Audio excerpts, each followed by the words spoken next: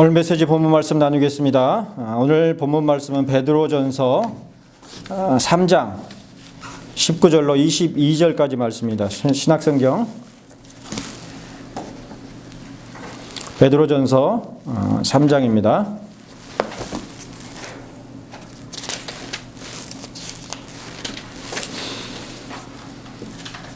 베드로전서 3장 19절로 22절까지 말씀 제가 봉독해 드리겠습니다. 신약성경 대략 381쪽 정도에 있습니다. 그가 또한 영으로 가서 옥에 있는 영들에게 선포하시니라. 그들은 전에 노아의 날 방주를 준비할 동안 하나님이 오래 참고 기다리실 때에 복종하지 아니하던 자들이라. 방주에서 물로 말미암아 구원을 얻은 자가 몇 명뿐이니 겨우 8명이라. 물은 예수 그리스도께서 부활하심으로 말미암아 이제 너희를 구원하는 편이 곧 세례라. 이는 육체의 더러운 것을 제하여 버림이 아니요 하나님을 향한 선한 양심의 간군이라. 그는 하늘에 오르사 하나님 우편에 계시니 천사들과 권세들과 능력들이 그에게 복종하느니라. 아멘. 자, 읽어드린 베드로전서 3장 19절로 22절까지 말씀 가운데서 나누고자 하는 메시지의 제목을 세례의 가르침이라는 제목으로 뽑아보았습니다. 지난 주일에 나눈 메시지를 통해서 우리들은 트위세의 교리문답, 윌리엄 트위세의 교리문답 23문답에서 다루는 바 예수 그리스도께서 죄인들을 구원하기 위해서 세상에 오셨다라는 가르침을 하나님의 말씀 곧 성경에서 배운다는 사실을 확인하였습니다. 천국에 이르는 두 가지 길이 있는데 율법의 길과 복음의 길, 그 두 가지가 있죠. 그 가운데 두 번째 복음의 길에 관련되는 예수 그리스도의 구원의 선포가 율법을 지켜 행한 의로운 자들에게가 아니라 율법을 지켜 행할 능력도 의지도 결여되거나 불완전한 죄인들에게 이루어진 것이라는 사실을 성경 가운데서 확인할 수가 있음을 알 수 있었습니다. 성경의 그 말씀들이 바로 그러한 사실을, 그러한 진리를 담고 있는 것이구나 이렇게 깨달을 수가 있었죠. 특별히 사도 바울은 로마서 4장에서 아브라함에 관하여서 일한 것이 없이 하나님께 의로 여기심을 받는 사람 이렇게 언급했으며 로마서 4장 6절 말씀이죠. 또한 그가 받은 할례에 관하여는 그가 할례의 표를 받은 것은 무할례 시에, 그러니까 할례를 받기 전에 믿음으로 된 의를 인친 것임을 기록하여 아브라함의 믿음이 결코 율법을 지켜 행한 삭, 곧 보수로 여겨진 것이 아니었음을 명백히 밝혀주었습니다. 그런즉 마태복음 9장 13절에 기록한 바 나는 의인을 부르러 온 것이 아니요 죄인을 부르러 왔노라 이렇게 말씀하신 예수 그리스도의 그 말씀을 따라서 믿음 가운데서의 아들인 디모데에게 그리스도 예수께서 죄인을 구원하시려고 세상에 임하셨음을 확신하도록 했던 것이죠. 디모데전서 1장 15절 말씀입니다. 그러므로 그러한 믿음 곧 로마서 4장 6절에서 일한 것이 없이 하나님께 의로 여기심을 받는 사람의 복에 관해서 우리들은 하나님의 말씀인 성경을 통해서 직접적으로 배울 수가 있었던 것이죠.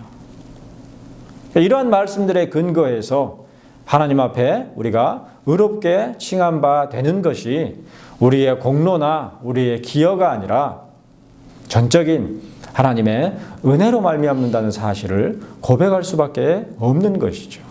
그리고 우리의 실제적인 삶에 있어서도 마찬가지입니다. 하나님 앞에 뭔가 내세울 만한 그런 것이 단 한 가지라도 있습니까? 십계명의 돌판에 어느 한 계명도 우리가 온전히 그래도 내가 이것은 하나님 앞에 지켰다 이렇게 내세울 수 있는 것이 없죠. 실질적으로도 없고 말씀이 교훈하는 바로도 없다는 사실을 인정하지 않을 수가 없는 것입니다.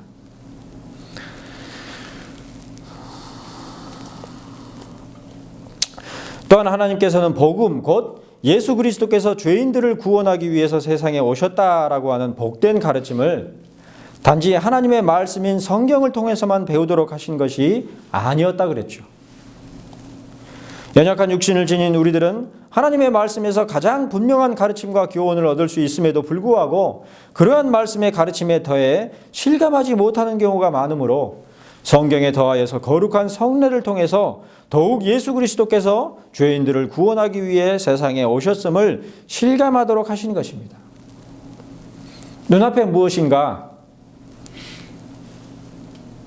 모형이나 형상이 없으면 탁 떠올리지 못하는 그러한 우리의 한계를 인정하시고 그에 합당한, 그에 상응하는 것으로서 성례를 제정하셨다는 것이죠.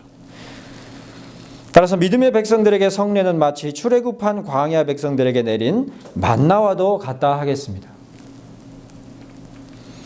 신명기 8장 3절에 기록한 바 너를 낮추시며 너를 줄이게 하시며 또 너도 알지 못하며 내 조상들도 알지 못하던 만나를 내게 먹이신 것은 사람이 떡으로만 사는 것이 아니요 여호와의 입에서 나오는 모든 말씀으로 사는 줄을 내가 알게 하려 하심이라 라는 그 본문에서 알 수 있듯이 예수 그리스도께서 죄인들을 구원하기 위해 세상에 오셨다고 하는 복된 가르침을 더욱 여실히 실감할 수 있도록 제정하신 것이 바로 성례라는 것이죠. 광야 백성들이 만나를 먹었던 것과 같이 우리들은 성례를 통해서 그러한 예수 그리스도의 복음의 진리를 실감할 수가 있다는 것입니다.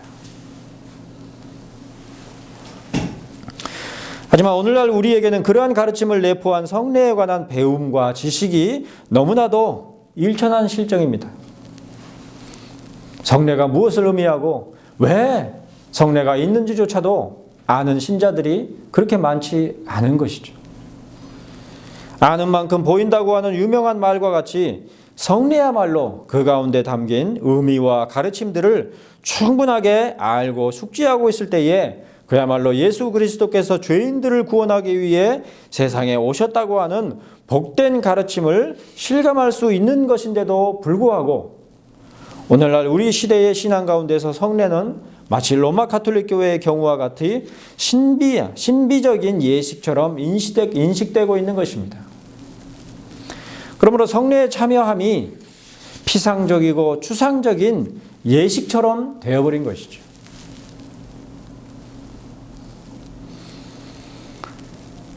자, 이러한 양상은 예수 그리스도께서 죄인들을 구원하기 위해서 세상에 오셨음을 직접적으로 배울 수 있는 하나님의 말씀으로서의 성경의 경우에 있어서도 마찬가지입니다. 오늘날 우리 사회의 기독교 종교에 있어서는 하나님의 말씀인 성경의 가르침과 지식보다도 사람들의 가르침과 특별히 목사들의 가르침이죠.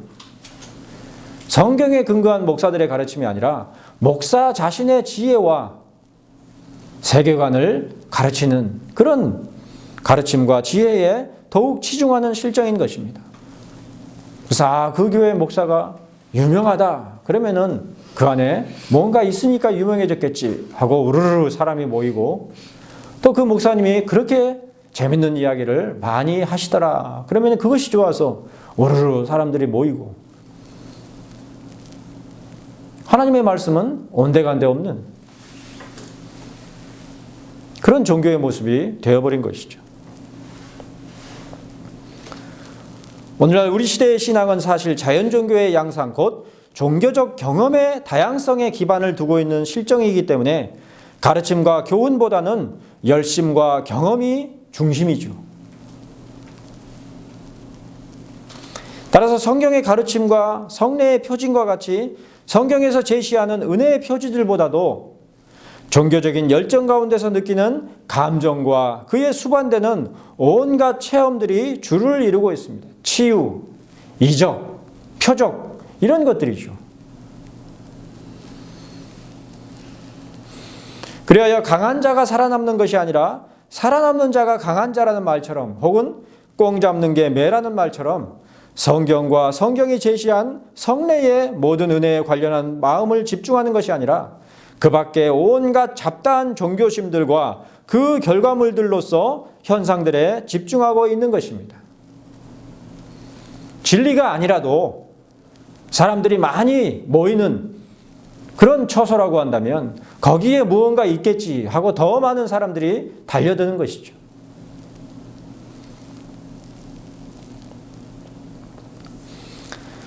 그러나 분명 성경이 제시하는 은혜의 거룩한 표와 이는 세례와 성찬이라고 하는 두 가지 성례 외에 다른 데에 있지 않습니다.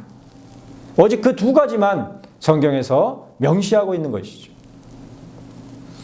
마태복음 28장 19절에 기록한 바 예수 그리스도께서 그의 제자들인 사도들에게 명하신 것은 먼저 아버지와 아들과 성령의 이름으로, 즉 삼위 하나님의 이름으로, 삼위일체 하나님의 이름으로 세례를 베풀라는 것이었으며, 또한 예수 그리스도의 명령을 따른 사역을 수행한 사도들의 대열에 뒤늦게 합류했었던 사도 바울 또한 고린도전서 11장 23절에서 성찬을 시행하는 가운데 이르기를 내가 너희에게 전한 것은 주께 받은 것이라 그랬으니, 비록 육신적인 삶에 있어서는 예수께 받은 것이 없을지라도 주님이신 그리스도 안에서 그의 몸을 성찬의 빵 가운데서 전해받았음을 분명하게 가르쳤던 것입니다.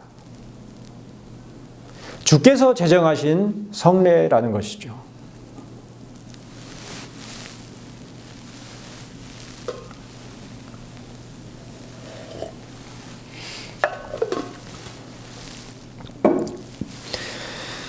자, 이처럼 성례는 그저 교회적으로 행하는 의례적인 예식이 결코 아닌 것입니다.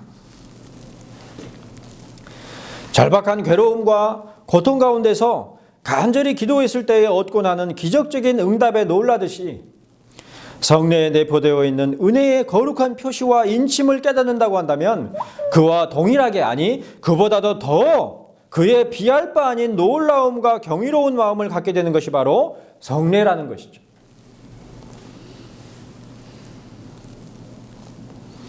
지난주일의 설교를 통해서 조금 부족하게 전달된 것 같습니다마는 성례는 때로 추상적이고 저 멀리 비욘드, 저 너머에 조금은 막연한 듯 생각할 수 있는 믿음과 신앙의 모습을 눈앞에서 바라볼 수 있도록 제시된 것, 그야말로 은혜의 거룩한 표와 인이 분명한 것이죠.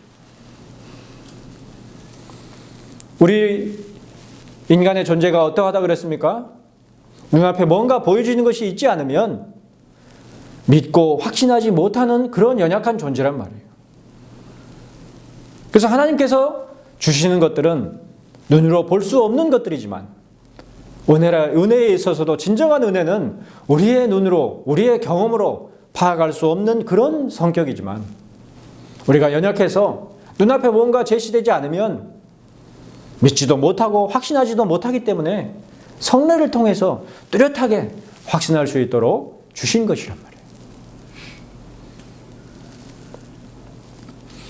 출애굽한 광야의 백성들이 종국에 이르러야 할 천국이 막연하고 추상적인 믿음 가운데서만 존재하는 것이 아니라 이 땅 가운데서 삶에 아무런 소망할 것도 기대할 것도 없으니까 그저 천국이라는 가상의 어떤 이상을 만들어서 그것이 있을 것이다 하고 막연하게 믿는 그런 믿음으로 생각하지 않도록 그들의 일상적인 생애 현장에서도 바라볼 수 있는 그러한 천국에 대한 이미지로서 그들의 조상들에게 맹세하여 그들과 그들의 후손에게 주리라고 하신 땅, 곧 젖과 꿀이 흐르는 땅이 명백히 제시되었던 것처럼 예수 그리스도께서 죄인들을 구원하기 위하여서 이 땅 가운데 오셨다고 하는 복되고 은혜로운 소식, 복음을 실감할 수 있는 표와 인으로서 성례가 우리의 신앙의 자리 가운데 제시된 것입니다. 그러니까 우리가 성례에 참여할 때는 만나를 먹었던 것과 같은 그러한 놀라움과 경이로움이 있어야 하는 것이죠. 있어야 하는 것이 아니라 따르게 되는 것입니다. 당연한 것이죠. 광야에서 생전 처음 보는 만나가 내리는 것을 백성들이 보았을 때에 어떻겠어요? 이게 뭐지? 야, 놀랍고 신기하기도 하고 경이로운 그런 마음을 가졌던 것처럼 마찬가지로 우리가 성례 가운데 그러한 실감하는 반응이 있을 수밖에 없는 것이죠. 그런즉 우리들은 교회적으로 시행되는 성례 가운데서 은혜의 거룩한 표와 인을 실감하야만 하는 것이고, 마치 아브라함과 그의 아들들이 대대로 할례를 행하여서 그 몸에 하나님의 은혜 언약의 표로 두었던 것처럼, 우리들은 우리의 몸이 아니라 교회적으로 시행되는 성례를 통해서 예수 그리스도께서 죄인들을 구원하기 위해서 이 세상에 오신 은혜의 표와 인을 생생하게 바라볼 수 있어야 하는 것이죠. 그런 이유로 성례를 교회에 함께 모여 드리는 것이죠. 사실 성경에 근거하는 신앙과 믿음이라는 것은 결코 추상적이고 신비적인 형태가 아닙니다. 웨스트민스터 총회가 산출한 장로교회 정치 형태의 문서에서 교회 직원들에 관하여서 그리스도께서 자신의 교회를 세우고 성도들을 온전하게 하려고 세우신 직원들 가운데 사도, 복음 전하는 자, 선지자와 같은 임시적인 직원이 있으나 이들은 종결되었다 이렇게 명기하고, 또한 그 밖에 목사, 교사, 교회를 다스리는 자, 그리고 집사와 같은 통상적이고 항존적인 직원이 있다라고 한 것에서 단적으로 알 수 있듯이, 오늘날의 신앙과 믿음은 사도, 복음 전하는 자, 선지자와 같은 임시적인 직원들이 수행한 이적과 기적에 속하는 은사와 사역들을 통해서 공급되는 것이 아니라 목사, 교사, 신학교 교수들이죠. 교회를 다스리는 자, 치리장로, 그리고 집사와 같은 통상적이고 항존적인 교회의 직원들이 수행하는 지극히 통상적인 은사와 사역들을 통해서 공급되는 것입니다. 그러니까 방언하고 병 고치고 귀신 쫓아내고 이런데 우리 신앙의 은혜의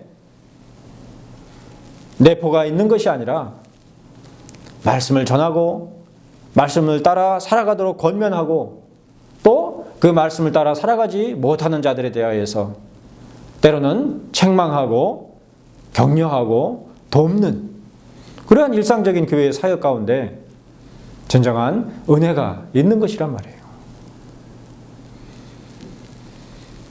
현실에서는 그것이 거꾸로 되어 있지만,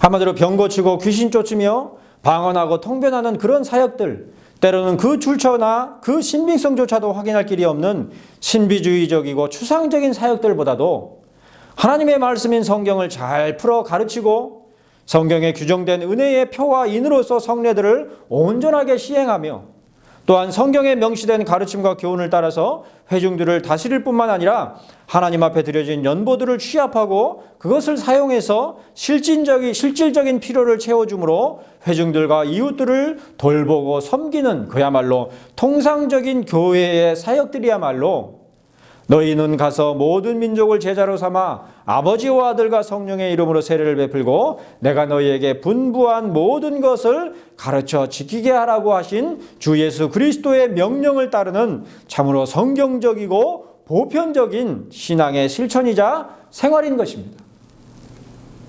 그게 신앙생활이란 말이에요.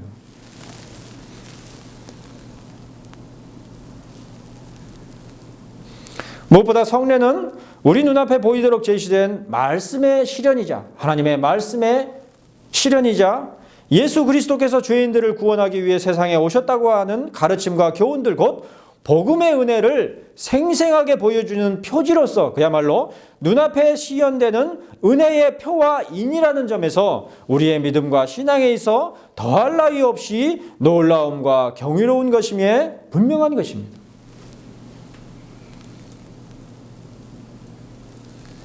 대부분의 신자들이 세례는 일생에 한 번 시행하니까 그렇다 치더라도 일상적으로 시행하는 성찬에 있어서도 대부분의 성도들이 어떻습니까? 무덤덤하죠. 그런 것이 아니란 말이에요. 자, 그러한 성례에 있어서 첫 번째로 언급되는 것이 바로 세례인데, 예수 그리스도께서는 마태복음의 마지막 장인 28장에서 분명하게 뭐라고 그러셨어요? 아버지와 아들과 성령의 이름으로 세례를 베풀라, 그렇게 말씀하셨죠. 자, 그런데 아브라함 이후로 구약시대에 대대로 시행한 할례는 신약시대 곧 예수 그리스도께서 죄인들을 구원하기 위해 세상에 오신 이후로 세례로 바뀌었죠. 우리는 더 이상 할례를 행하는 것이 아니라 세례를 시행한단 말이에요. 그 몸의 언약 백성의 표식으로서 할례를 시행했었던 것에서 죄를 씻는 것과 거룩함과 의롭다 하심을 받는 것을 나타내는 세례를 시행하는 것으로 대체되었던 것이죠. 바뀌었단 말이에요. 그러면 오늘 메시지의 본문인 베드로전서 3장 21절에서 베드로 사도는 이르기를 물은 예수 그리스도께서 부활하심으로 말미암아 이제 너희를 구원하는 표라 그랬습니다. 구약시대에는 언약의 표지로서 할례를 시행토록 하셨다가 이제 예수 그리스도께서 그 언약을 이루시려고 이 땅에 오신 이후로는 실질적인 구원을 위한 죄의 씻음과 거룩함과 의롭다 하심을 받은 표와 인으로서의 세례를 시행토록 하신 것이죠. 아울러 이러한 변화와 관련해서 사도 바울은 첫 언약으로서의 할례를 대체하는 세례에 관해서 곧 골로새서 2장 11절에서 이르기를 그 안에서 너희가 손으로 하지 아니한 할례를 받았으니 곧 육신의 몸을 벗는 것이요 그리스도의 할례니라 이렇게 기록하면서 이어지는 11절에 이르기를 너희가 세례로 그리스도와 함께 장사되고 또 죽은 자들 가운데서 그를 일으키신 하나님의 역사를 믿음으로 말미암아 그 안에서 함께 일으키심을 받았느니라 그랬으니 이처럼 구약의 언약의 표는 신약에 이르러서 새 언약의 표로서 예수 그리스도께서 온전히 성취하시고 이루신 구원의 은혜를 나타내주는 표지로서 시행하는 사실을 확신할 수가 있는 것이죠.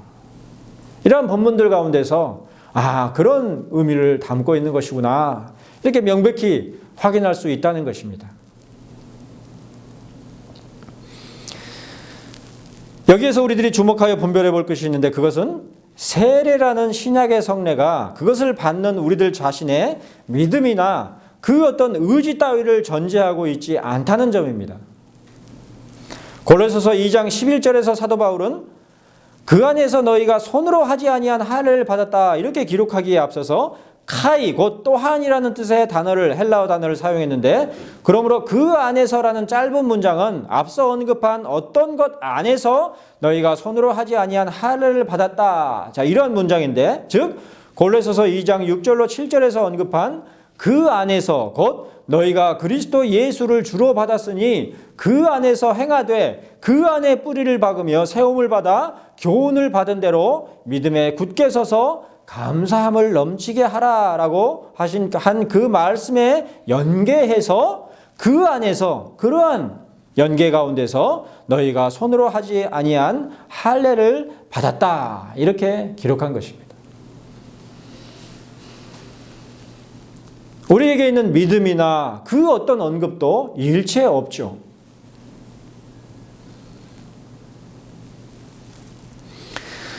그런즉 세례에 있어서 주체이자 본질은 우리 자신이나 우리 자신의 믿음 혹은 거룩에 있는 것이 아니라 그리스도 안에 있는 것입니다. 오직 그리스도 안에 있는 것이란 말이에요. 비록 성인이 되어서 세례를 받는 경우에 반드시 믿음의 고백으로서의 신앙 지식의 고백이 전제되어야 하는 것이지만 오늘날에는 그조차 생략해버리거나 그냥 시키는 대로만 하세요. 몰라도 되니까. 이런 식으로 시행하지만 그렇다고 세례를 받는 것에 있어서 본질적인 요소나 의미가 우리의 신앙 고백에 있는 것이 아니라 여전히 그리스도께 있는 것이라는 그 말이죠. 우리가 믿고 고백하는 그 바탕을 그것을 전제로 해서 세례의 은혜가 있는 것이 아니라 그리스도로 말미암아서만 세례의 은혜가 있는 것이란 말이에요. 따라서 사도 바울은 골로새서 2장 6절로 13절에 기록한 바 세례와 관련한 일련의 말씀들 가운데서 무려 5차례에 걸쳐서 그 안에 곧 그리스도 안에서 그 말을 반복하여 강조했으며 또한 그는 10절에 그리고 그와 함께라는 말을 사용해서 그리스도께 전적으로 주목하며 집중하도록 기록한 것을 볼 수가 있습니다. 모든 은혜요 모든 근거가 그리스도께 있는 것으로 기록하고 있는 것이죠. 오직 그리스도의 근거에서만 우리에게 모든 것들이 적용되는 것이죠. 우리의 신앙에 있어서 항상 기억해야 할 것이 있는데 그것은 바로 우리 신앙의 모든 본질과 원인이 우리들 자신에게서가 아니라 그리스도께로 말미암으며 근거한다는 사실입니다. 고린도서 2장 11절에서 사도 바울은 세례를 가리켜서 그리스도의 할례라 그러면서 또한 이르기를 너희가 손으로 하지 아니한 할례를 받았다 그랬는데 그 말인즉 할례이든 세례이든 그것으로 말미암는 모든 결과와 효력의 출처가 예수 그리스도시라는 것이죠. 우리가 손이 없는데 무엇을 할 수가 있어요? 손으로 하지 아니한 할례라 그랬으니까 그 할례는 우리가 시행할 수 있는 것이 아니죠. 오직 그리스도로 말미암아서만 시행될 수 있는 그런 성격이죠. 그러므로 할례를 말하더라도 그냥 할례라고 한 것이 아니라 손으로 하지 아니한 할례라고 분명하게 기록한 것입니다. 또한 세례에 관해서도 그리스도와 함께 장사되고 또 죽은 자들 가운데서 그를 일으키신 하나님의 역사를 믿음으로 말미암아 그 안에서 함께 일으키심을 받았느니라 이렇게 13절에 기록한 것이죠. 사람으로서는 손으로 하지 아니한 할례를 시행할 수 없고 또한 사람으로서는 죽은 자들 가운데서 스스로 일어날 수 없는데 다만 그리스도 안에서 그리고 그리스도와 함께 일으키심을 받을 뿐인 것이죠. 죽었는데 우리가 어떻게 스스로 일어날 수 있어요? 죽는 건 고사하고 잠자는 동안에도 우리 스스로 일어나지 못하잖아요.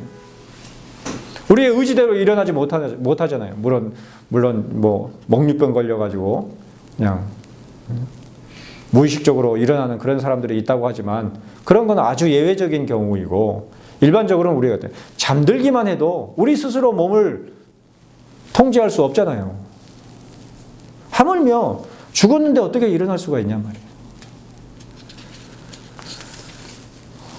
그러나 기독교 역사 가운데서 제세례파 그리고 현대에 이르기까지의 침례교파의 신앙에서는 항상 우리 자신의 믿음과 신앙 고백에 주목하며 온 관심을 그 기초와 터전에 근거하도록 했습니다. 하나님께서는 아무것도 보지 않고 믿음을 보신다. 그러니까 믿음을 가져야 된다. 그렇게 설명하는 것이죠. 믿음이 있으면 하나님께서 모든 것을 주신다. 모든 길을 열어주신다. 이렇게 설명하는 것이죠. 우리 자신의 신앙 고백이야말로 구원 얻는 가장 기초적인 요건이요 근거가 되는 것입니다. 그리고 그러한 이유로 유아 세례를 일관되게 부인해 오고 있는 것이죠. 왜요? 유아들이 무슨 신앙 고백을 할 수가 있어요? 그러니까 신앙 고백이 없으니까 그런 유아들에게 세례를 줄 수 없다는 것이죠.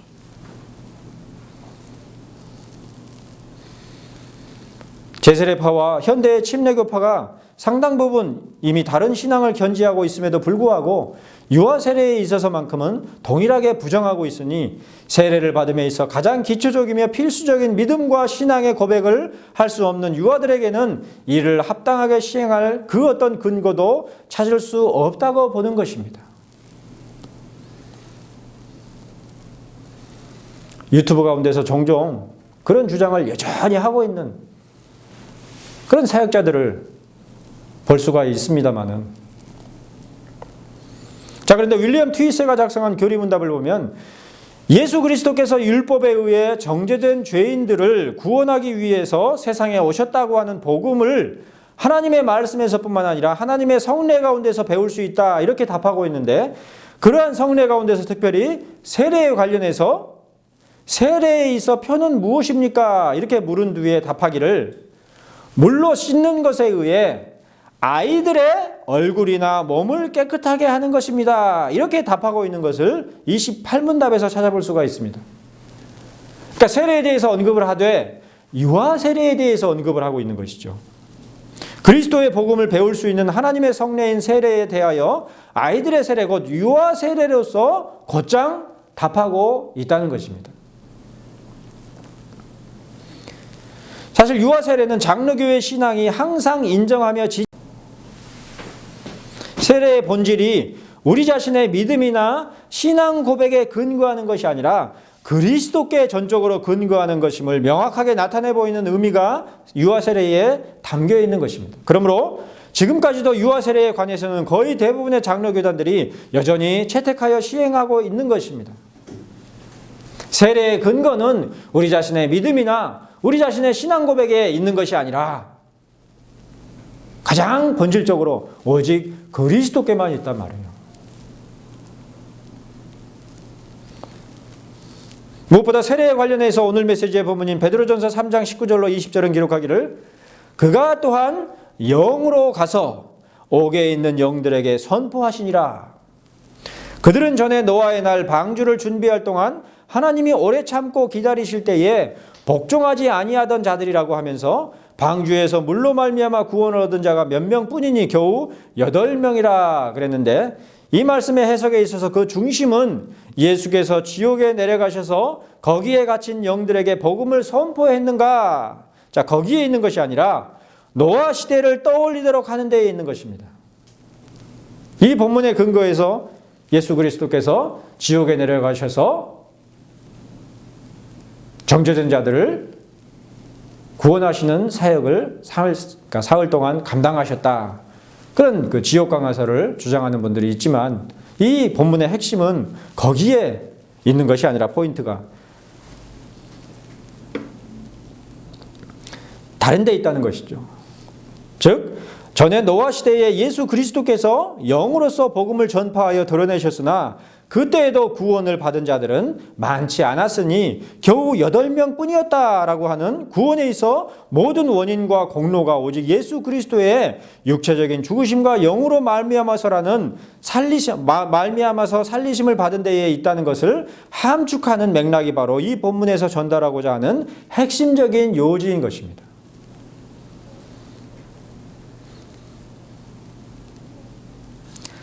예수께서 노아의 날 방주를 준비할 동안에 영으로 가서 옥에 있는 영들 곧 하나님이 오래 참고 기다리실 때에 복종하지 아니하던 자들에게 선포하실 때에 죄에 사로잡혀서 하나님께서 오래 참고 기다리심에도 불구하고 여전히 하나님의 율법에 복종하지 않은 자들에게 선포하실 때에 제자들이나 그 외에 어떤 자들이 동참하거나 동행할 수 있었습니까?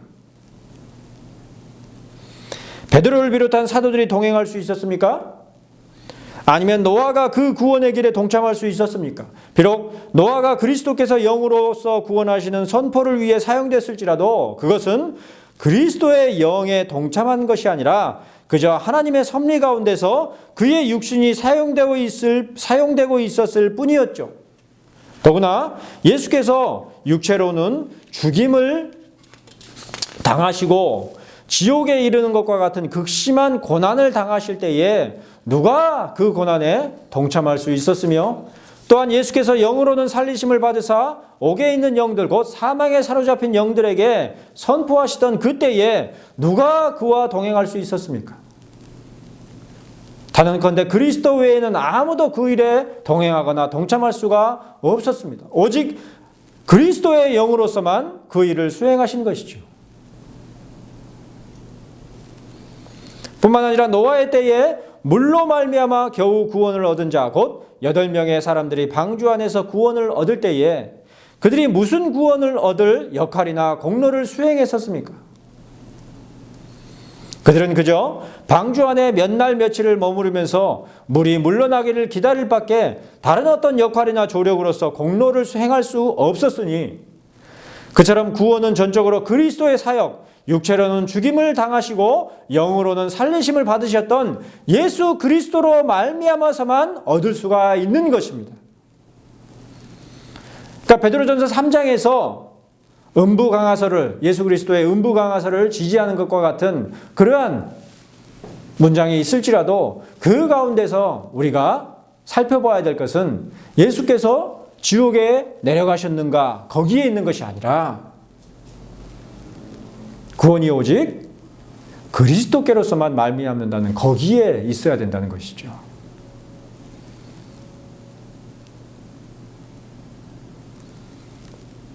그러한 그리스도의 사역에 그 누구도 동참할 수 없었고 심지어 알지도 못했잖아요.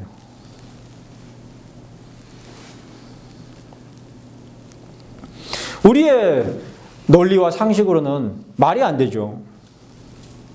아니, 노아의 시대는 예수님께서 오시기 수천 년 전인데 어떻게 그 일이 예수님의 사역에 포함될 수 있느냐? 우리의 논리에서는 그렇게밖에 이해가 안 되죠. 그런즉 세례에 있어서도 우리들은 그 가운데서 믿음과 신앙을 고백함으로써 구원을 얻을 만한 그 어떤 기초나 터전을 닦는 것이 결코 아닌 것입니다. 오히려 세례 자체가 예수 그리스도께서 죄인들을 구원하기 위해 세상에 오셨다고 하는 이 교훈을 가르쳐주는 것일지라도 그로 말미암는 우리의 믿음의 고백이 구원에 있어서 필수적으로 요구되는 기초이자 최소한의 근거라고 생각할 만한 그 어떤 가르침도 세례 가운데 내포하고 있지를 않은 것입니다. 유아 세례야말로 그러한 대표적인 예죠. 바로 그런 이유로 세례가 우리에게 어떠한 의미를 내포하는 성례인지를 드러내는 유아 세례가 교회 안에 있는 것이고, 태어난 지 8일 만에 할례를 받았던 아브라함의 자손들과 마찬가지로 태어나서 유아 세례를 받은 자들이 무슨 구원을 받은 믿음을 드러낼 수 있었느냐라는 사실을 인정하지 않을 수가 없는 것이죠. 심지어 아브라함과 같이 하나님께서 언약하신 바를 믿는 믿음조차도 드러내어 고백할 수 없는 자들이 바로 유아들이죠. 그처럼 우리가 비록 성인이 되어서 세례를 받는다고 할지라도 그 세례의 근거는 우리 자신의 믿음의 고백에 있는 것이 아니라 전적으로 예수 그리스도께서 죄인들을 구원하기 위해 세상에 오신 그것으로 말미암는 것입니다.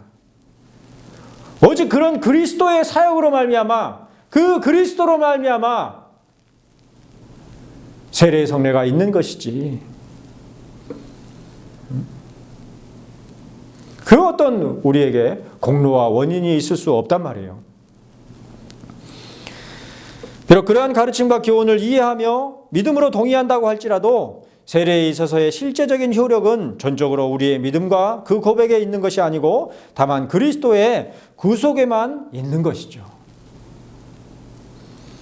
예수께서 세상에 오셔서 구속의 사역을 감당하신 것은 육체로서 죽임을 당하시고 수행한 것일지라도 그의 영으로서는 마치 전에 노아의 날에 사망에 갇힌 영들에게 복음을 선포하심으로 물로 말미암는 사망 가운데서 노아와 그의 가족들을 구원하셨던 것처럼 세례받는 자들을 또한 씻어 구원하시는 것이죠. 그리스도의 영이 시대와 역사를 초월하고 뛰어넘는 것처럼 그리스도의 영이 지금 이 땅 가운데 육신으로 계시지 않음에도 불구하고 세례를 통하여서 우리에게 그러한 모든 구원의 언약들을 분명하게 인친 바 될 수 있다는 사실을 동일하게 믿을 수 있는 것이죠.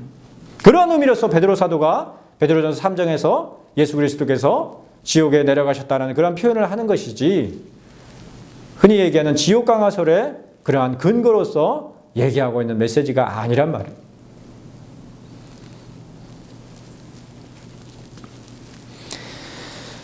베드로전서 3장 21절에서 사도는 계속해서 이르기를 이는 육체의 더러운 것을 제하여 버림이 아니요 하나님을 향한 선한 양심의 간군이라 그랬는데, 즉 성례로서의 세례는 그 자체가 본질 베리타스를 담고 있는 것이 아니어서 세례의 물 자체가 우리 육신의 더러운 죄악들을 모두 제하여 버리는 것은 아니지만, 그러나 여전히 세례 가운데 내포된 예수 그리스도의 피로 말미암는 씻음과 사함의 본질을 담고 있는 것이라는 말이죠. 분명히 세례에 있어서 그 표는 물로 씻는 것이며 그러한 표로서 드러나는 은혜는 그리스도의 피로 씻는 것에 의해 죄로부터 우리의 영혼을 깨끗하게 하는 것일지라도, 그러나 그런 세례에 동참하는 모든 자들이 죄로부터 그 영혼을 깨끗하게 씻은 자, 곧 구원받은 자들인 것은 아닌 것입니다. 로마 가톨릭 교회에서는 그처럼 생각해서 구원에 있어서 세례가 필연적이라고 믿지만, 그래서 전쟁터에서 죽어가는 병사들에게까지 쫓아가서 세례를 줘야 되는 거예요. 세례를 받아야 구원에 이를 수 있으니까. 그러나 베드로전서 3장 22절 후반부에서 베드로 사도가 가르쳐주는 바와 같이 세례는 육체의 더러운 것을 제하여 버림이 아니라 다만 하나님을 향한 선한 양심의 간구를 내포하고 있는 것입니다. 그러므로 세례 가운데 물로 씻는 것으로 드러나는 표 자체가 죄로부터 우리의 영혼을 깨끗하게 하는 것이 아니라 그러한 표 가운데 드러나는 은혜인 그리스도의 피로 씻는 것에 의해 비로소 우리의 영혼을 깨끗게 할 수가 있는 것이죠.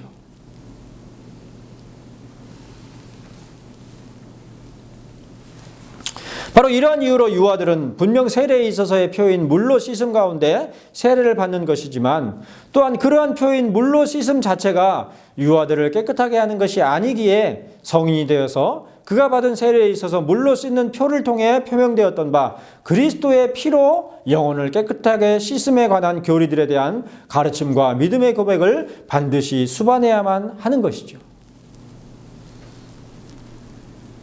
이 모든 세례의 체계가 오늘날 대부분의 교회들에서 다 사라져버린 것입니다.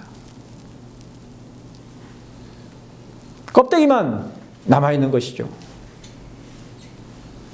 그걸 가지고 물로 뿌려서 세례를 행해도 되느냐? 아니다, 반드시 침수례를 해야 된다. 이런 표면적인 주장을 가지고 논쟁을 할 뿐이지 이러한 근본적인 세례의 체계가 교회 안에 제대로 자리하지 못하는 실정이죠.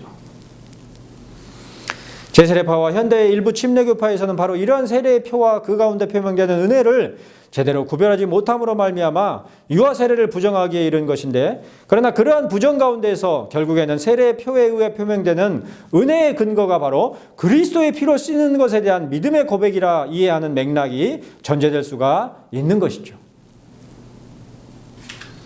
더욱이 로마서 10장 17절에서 바울 사도는 믿음에 관해서 이르기를 믿음은 들음에서 나느니라 그랬는데, 그리고 그 들음이라는 것은 바로 그리스도의 말씀으로 말미암는 것이니 믿는 자가 스스로 발견하거나 발견하는 그런 것이 믿음이 아니라, 믿음은 믿음을 지닌 자의 마음속에서 발굴되는 것이 아니라 믿는 자 밖에서 전파되는 그리스도의 말씀을 들음으로 말미암는 것이니 그 믿음은 결코 자신의 공로나 소유라 말할 수가 없는 것이죠.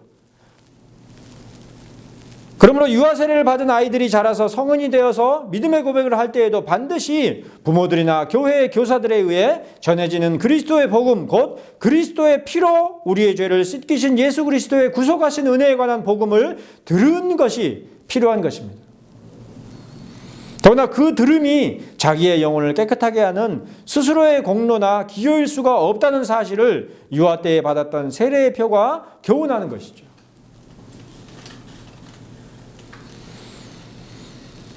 그러나 오늘날의 기독교 신앙의 풍토는 이러한 세례의 가르침이 거의 희석되고 사라져버린 실정인데, 그래야 해서 마침내 로마 가톨릭 교회에서 주장하는 바처럼 세례 예식 자체에 세례의 본질이 있는 것처럼 생각하기까지 하는 실정이죠. 로마 가톨릭과 다를 것이 없단 말이에요. 그리고 심지어 어떤 자들은 세례 예식 자체에는 그 어떤 본질도 담겨있지 않으며 오직 우리 자신의 믿음과 그 고백이야말로 세례에서 표명되는 은혜의 본질이다, 이렇게 잘못 정의에 사로잡혀 있는 실정입니다. 잘못된 정의에 사로잡혀 있는 실정이죠. 세례 예식 자체는 행했느냐 안 했느냐 이거 중요한 거 아니다. 우리의 신앙 고백이 어떠하냐, 여기에 본질이 담긴 것이자, 이렇게 주장하는 것이죠. 그러므로 성례의 세례를 지나치게 신비적인 예식으로 이해하거나 혹은 유아 세례를 부정하고 세례의 본질이 세례 예식 자체가 아니라 그리스도에 대한 믿음일 뿐이라고 하는 칼바르트의 주장에 동조하는 사상과 풍토가 만연한 실정입니다.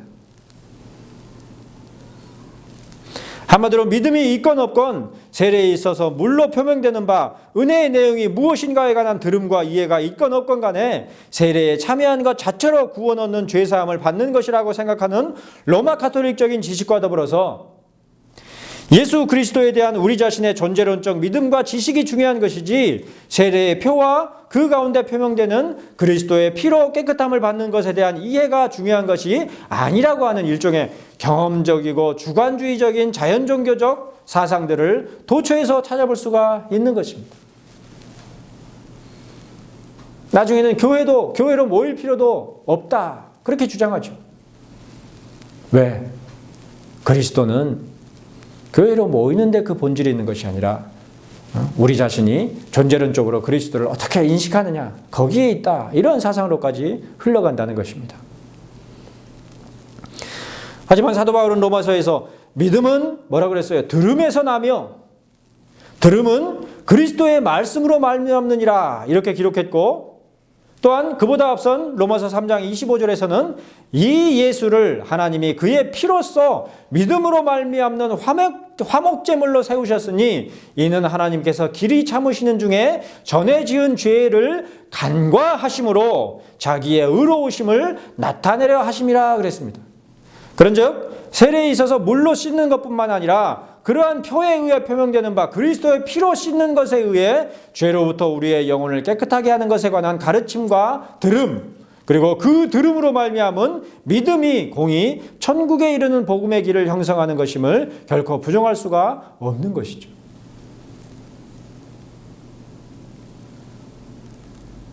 그 들음조차도 자기의 의나 구원 얻는 근거로 삼는 그런 자들도 있을 수 있겠습니다만은, 내가 필요해서 취사 선택에 의해서 듣는 것이 아니죠. 선포되는 말씀을 듣는 것이죠. 바로 이러한 들음과 이해를 결여한 세례는 그것이 신비적인 종교적 예식일지언정 성례가 아니며, 이러한 세례의 표와 은혜조차도 거칠으라 여기는 주관적이고 경험적인 사상의 추구는 분명 추상적이고 피상적이며 사변적인 종교일 뿐 결코 참된 종교이자 신앙이라고 확신할 수 없는 것입니다. 무엇보다 이러한 모든 믿음과 들음이 가능한 것이 무엇 때문입니까? 그것은 바로 육체로는 죽임을 당하시고 영으로는 살리심을 받으셨던 예수 그리스도께서 전에 노아의 날 방주를 준비할 때에 영으로 가서 옥에 있는 영들에게 선포하셨던 것과 마찬가지로 지금 이 순간에도 사망에 매인 영들에게 선포하시는 것으로 말미암음이죠. 그때에도 그리스도로 말미암아서 구원이 있는 것이고, 구약 시대에도 율법의 의로 말미암아 율법을 지켜 행함으로 말미암아 구원에 이르는 것이 아니라 그때에도 그리스도로 말미암아 구원에 이르렀던 것이고, 신약 시대에도 그리스도로 말미암아 구원에 이르렀던 것이고, 지금이야말로 더욱더 분명히 그리스도로 말미암아서만 구원에 이르는 것이란 말이에요.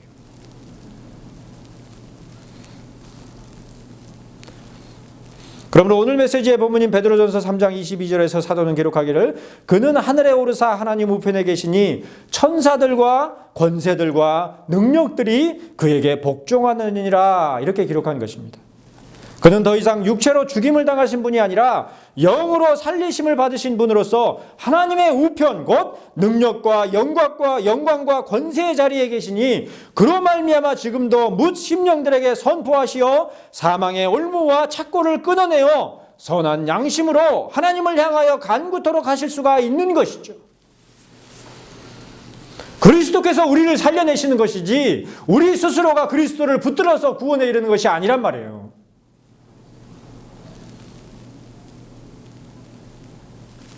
바로 이 같은 믿음의 내용들을 결코 추상적이고 피상적인 사변이 아니라 세례라는 은혜의 표, 더욱이 우리 자신의 그 어떤 공로나 기여도 고려할 수 없는 유아 세례라는 것으로 표명하도록 하신 은혜의 본질이 실제적인 성례로서 이루어지는 것이니, 바로 그러한 실제적인 성례에 참여하는 것으로서 우리들은 들음에서 나는 믿음과 그리스도의 말씀으로 말미암는 들음을 눈앞에서 분명하게 바라보며 확신하는 성례의 가르침과 교훈 가운데 있는 신앙을 얻을 수가 있는 것입니다. 누구로 말미암아서? 우리 자신이 아니라 그리스도로 말미암아서 지금도 살아 역사하시고 지금 보좌 우편에 앉아 계신 그 그리스도의 능력으로 말미암아